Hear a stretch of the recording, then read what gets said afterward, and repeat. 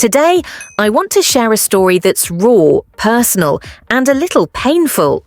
It's about a relationship that never truly became what I thought it could be, but also became something I couldn't let go of. Until now. It all started in February of last year. I was in university, and I met this guy who seemed charming, mysterious. We clicked instantly, and before I knew it, I found myself falling for him.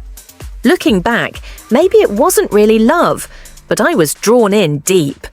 I have an anxious attachment style, and he was avoidant, so every interaction was like a roller coaster. Sometimes he'd be there for me, other times he'd pull away, leaving me anxious and desperate for his attention. Our situationship lasted nearly 2 years, and in that time, he really took a toll on my mental health.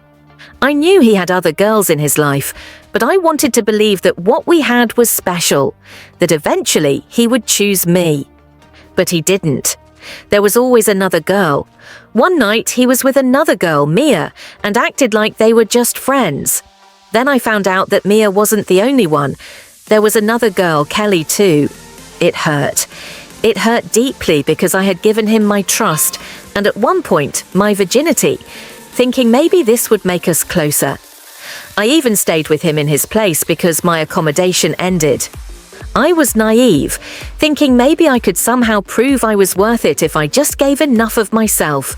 But every time I hoped things would get better, he would pull away, make excuses, or worse, go back to Mia.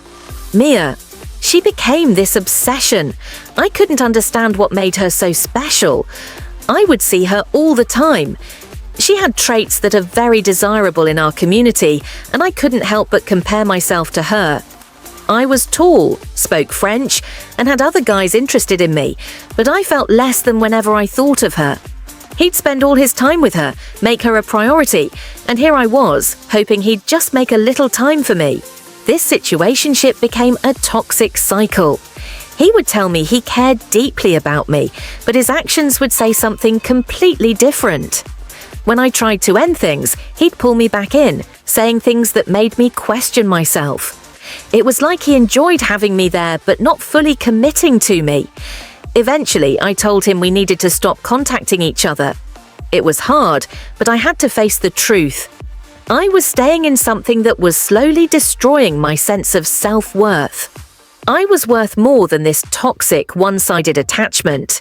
If you're going through something like this, know that you're not alone. Letting go is hard, but sometimes you have to walk away for the sake of your own peace. Thank you for listening to my story, and I hope it reminds someone out there that they deserve better. Because we all do.